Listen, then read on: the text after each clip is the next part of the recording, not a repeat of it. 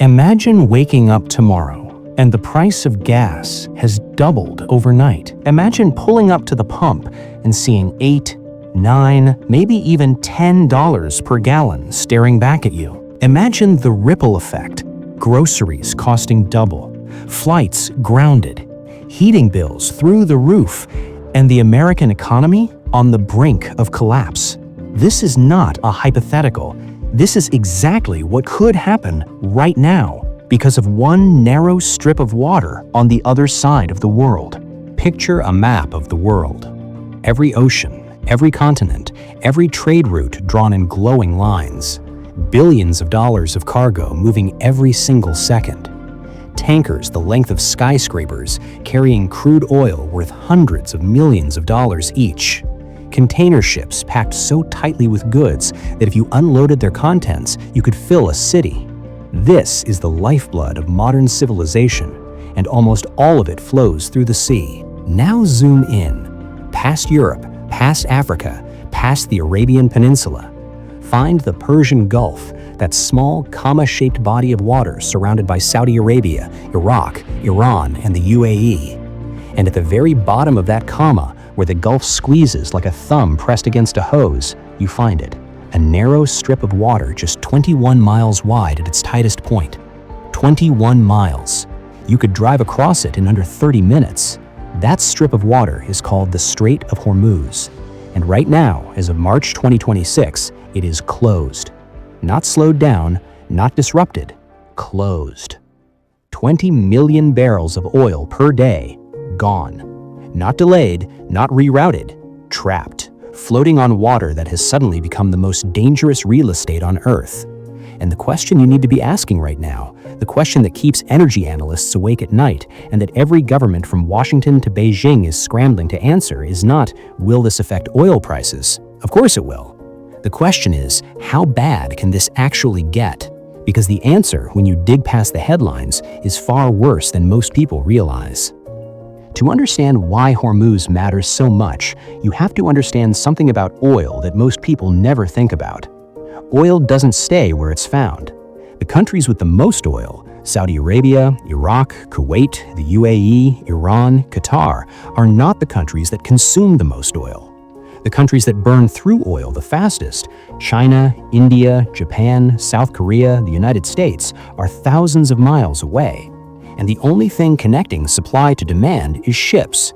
Enormous, slow, vulnerable ships. The world has several of these maritime choke points, narrow passages through which a shocking percentage of global trade must pass. The Strait of Malacca between Malaysia and Indonesia, the Suez Canal in Egypt, the Bab el-Mandeb between Yemen and Djibouti. But none of them, not one, comes close to Hormuz in terms of raw energy volume. According to the U.S. Energy Information Administration, Hormuz handles roughly 20% of all global petroleum consumption every single day. 1 in every 5 barrels of oil consumed anywhere on Earth passed through those 21 miles in 2024. And unlike every other choke point, Hormuz has almost no backup plan. The Suez Canal gets blocked, ships go around Africa, adding 2 weeks to the journey but eventually getting there. Hormuz gets blocked, and the oil simply has nowhere to go. Saudi Arabia has one pipeline that bypasses the strait, moving up to 5 million barrels per day to the Red Sea. The UAE has another smaller one. Combined, they can reroute maybe 3 to 5 million barrels per day at best. The other 15 million, landlocked in the Persian Gulf. There is no plan B. There is no alternate route. The oil sits. Here is how the strait actually works, because the mechanics of it are more extraordinary than most people know. The waterway is divided into 2 shipping lanes, each just 2 miles wide, separated by a 2-mile buffer zone. Inbound traffic uses one lane, outbound uses the other. On any given day, roughly 100 vessels transit the strait. Supertankers so massive their turning radius is measured in miles, LNG carriers the size of city blocks, container ships loaded with everything from electronics to food to medicine. The strait is deep enough to handle the world's largest crude oil tankers, vessels carrying 2 million barrels in a single trip. One ship, 2 million barrels, worth roughly $160 million at current prices. And on a normal day, dozens of these ships pass through without incident, part of a system so reliable that energy markets built their entire pricing structure around it. For decades, Hormuz was less a geopolitical flashpoint and more a piece of plumbing, essential, invisible, taken completely for granted. That invisibility was the real danger, because sitting on the northern shore of this strait, watching every tanker, every LNG carrier, every container ship pass within range of its missiles, its drones, its naval mines, sits Iran. And Iran has known for 40 years that Hormuz is the most powerful economic weapon ever handed to a nation that the world largely refuses to take seriously. Until now. The moment everything changed. On February 28, 2026, something happened that energy experts had been warning about for decades, but that financial markets consistently bet would never actually occur. The United States and Israel launched coordinated strikes on Iranian nuclear and military infrastructure. Within hours, Iran's Islamic Revolutionary Guard Corps, the IRGC, began issuing warnings over maritime radio frequencies. Any vessel attempting to transit the Strait of Hormuz, they announced, would be targeted. The strait was closed. The shipping industry's response was immediate and total. Maersk, one of the world's largest container shipping companies, suspended all transits. CMCGM followed. Hapag-Lloyd. Within 48 hours, tanker traffic through the strait dropped by approximately 70%.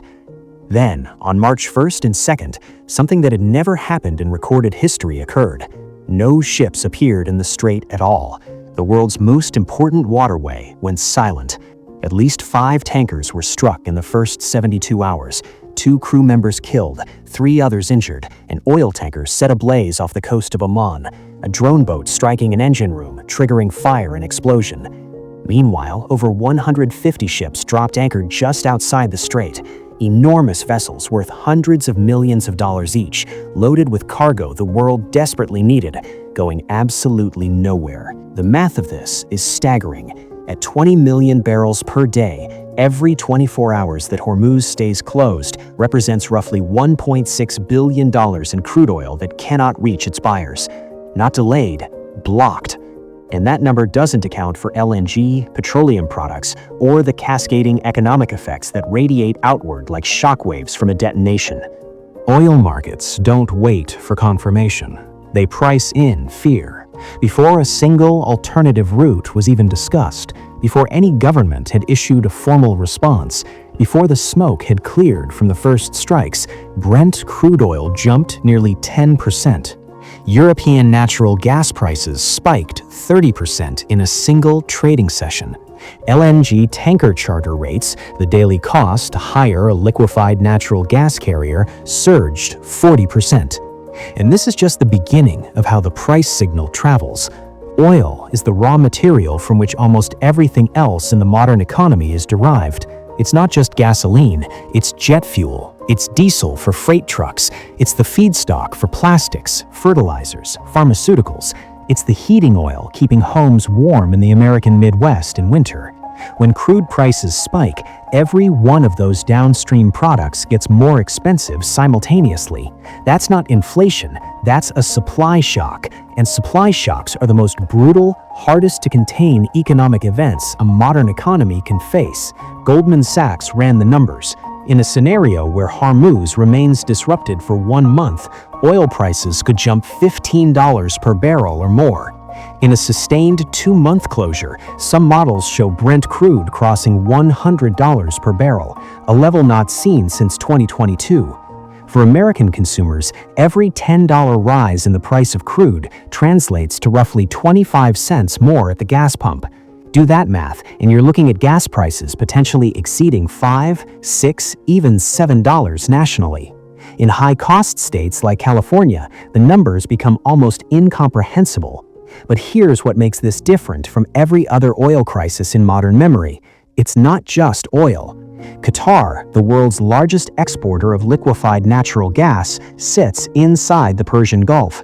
Its massive Ras Laffan industrial complex, which processes and ships LNG to markets from Europe to Japan, declared force majeure on March 4, 2026. That means they legally cannot fulfill their contracts. The world's largest LNG exporter, dark, and all of that LNG Europe and Asia were counting on, gone. Here is where most news coverage stops, at the gas pump, at the oil price ticker. But the actual story is much larger, much more interconnected, and far more dangerous to the stability of multiple governments simultaneously. Japan imports 70% of its Middle Eastern oil through Hormuz. Its refiners immediately requested emergency access to national oil stockpiles. South Korea, one of Asia's most energy-exposed economies, sources 60% of its crude from the Persian Gulf. India's exposure is even more acute. More than 60% of its oil comes from the Middle East, and more than half its LNG imports originate from Qatar and the UAE. This isn't just expensive for India, it's a dual shock hitting both energy costs and foreign currency reserves at exactly the same moment. Pakistan and Bangladesh are in an even more precarious position. Qatar and the UAE supply 99% of Pakistan's LNG imports and 72% of Bangladesh's. These are not wealthy nations with strategic reserves. They have almost no buffer. When Qatar went dark, power grids in both countries began shedding load almost immediately. Factories shut down. Hospitals switched to generators. The political consequences of energy shortages of this scale in nations that were already economically fragile are unpredictable in the best-case scenario. And then there's China, the world's largest crude oil importer. Roughly 40% of Chinese oil imports transit Hormuz. China has stockpiled approximately 1 billion barrels as a strategic reserve, enough to sustain operations for a period of weeks. But if the closure extends beyond that window, China enters the global spot market, competing for alternative supplies, Atlantic Basin crude, West African oil, anything available. And that bidding war drives prices up for every other buyer on Earth simultaneously. One analyst called it, without hyperbole, the mother of all bidding wars. Here is the argument you will hear, and it sounds reasonable until you look at how oil actually works. The United States, people will say, is energy independent. We produce more oil than we consume. We have the Strategic Petroleum Reserve. We have the Permian Basin and the Bakken and the Gulf of Mexico. Why should a conflict on the other side of the world affect us at all? This argument misunderstands something fundamental about how commodity markets function. Oil is not priced locally, it is priced globally. The moment you drill a barrel of crude out of the ground in West Texas, that barrel enters a global market where it competes with and is valued against every other barrel on Earth. When supply disappears from any corner of that market, whether it's Iranian crude or Saudi crude or Qatari LNG, the entire market reprices. American oil producers don't sell you cheap oil just because they extracted it nearby. They sell at the global price, because that is the price the market will pay. So when 20 million barrels per day disappear from global supply, even temporarily, every American consumer feels it, regardless of where U.S. crude was drilled. The price of gasoline in Tulsa, Oklahoma rises for the same reason the price rises in Tokyo, because the underlying commodity is global and the global supply just got catastrophically smaller. The U.S. government has tools to blunt this impact. The Strategic Petroleum Reserve can release up to 2 million barrels per day onto the market. In past crises, the Gulf War, COVID, Russia's invasion of Ukraine, these releases provided meaningful relief. Goldman Sachs estimates an SPR release could reduce the price spike by approximately $10 per barrel. That's real, but it is a 30 to 60-day bridge at best, not a solution. And the crisis, if Hormuz remains closed, does not resolve in 30 to 60 days.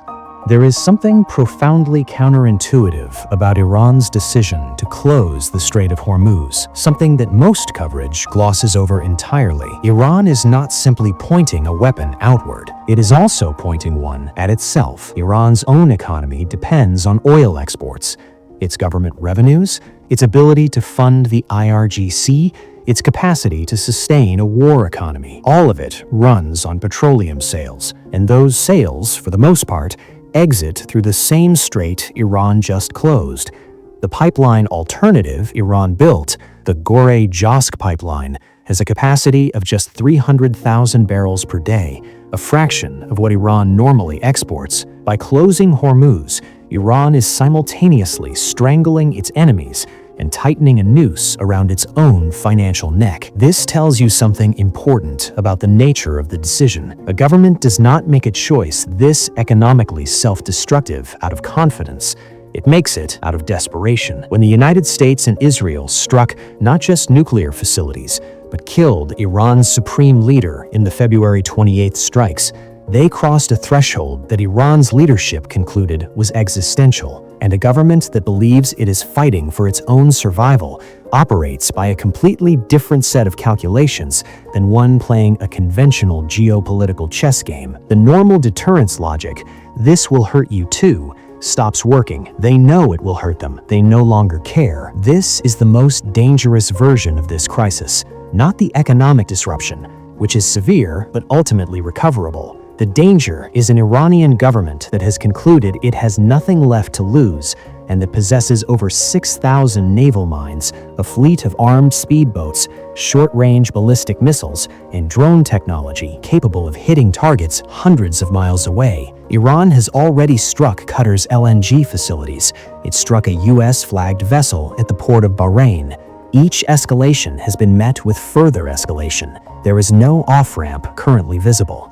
Let's step back from the immediate crisis for a moment, because there is a longer story here that the daily news cycle will not tell you, and it is arguably more important than any single barrel of oil. The Strait of Hormuz crisis of 2026 is not an accident.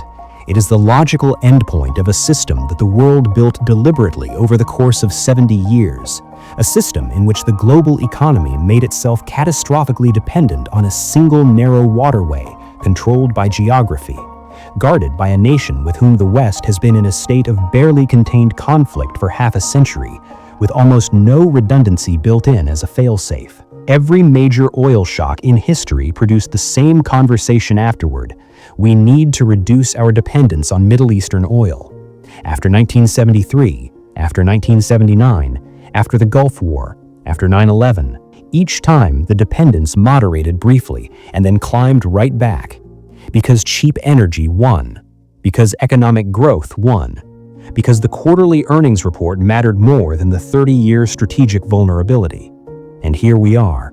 The world does have alternatives in development: renewable energy infrastructure, battery storage, alternative shipping routes. But those alternatives take years to build, decades to scale, and hundreds of billions in capital investment. They are not available next week, when the gas price hits a number you haven't seen since you were a child. They are not available this winter, when European nations scramble for LNG that is floating inert in tankers outside at 21 miles straight. So here is the question this crisis leaves you with, and it is not a comfortable one. The world has known for decades that this choke point was its greatest vulnerability. Multiple governments, multiple administrations, multiple energy ministers in multiple countries have sat in rooms and read reports warning exactly what you are watching happen right now, and nothing structurally changed. Which means the question is not whether a crisis like this was possible. It was always possible. The question is, what makes you think the next choke point, wherever it is, whatever form it takes, will be any different? Go back to that map. Every ocean, every continent, every trade route in glowing lines, billions of dollars of cargo in motion, the entire nervous system of the modern world humming. And right there, at the tip of the Persian Gulf, where the water narrows to 21 miles, a gap, a silence, a place where the lines just stop. 20 million barrels of oil per day. Gone. And the world, for the first time in its history, is staring at that gap and realizing something it always knew, but never truly believed: that the most powerful economic weapon on Earth was never a stock market, never a currency, never a trade tariff. It was always a narrow strip of water. And the country that sits beside it, sanctioned, bombed, isolated, and declared irrelevant for decades, just proved it. The Strait of Hormuz is 21 miles wide. The distance from one shore to the other is shorter than most people's morning commute. And it turns out that's exactly enough space to hold the entire global economy hostage.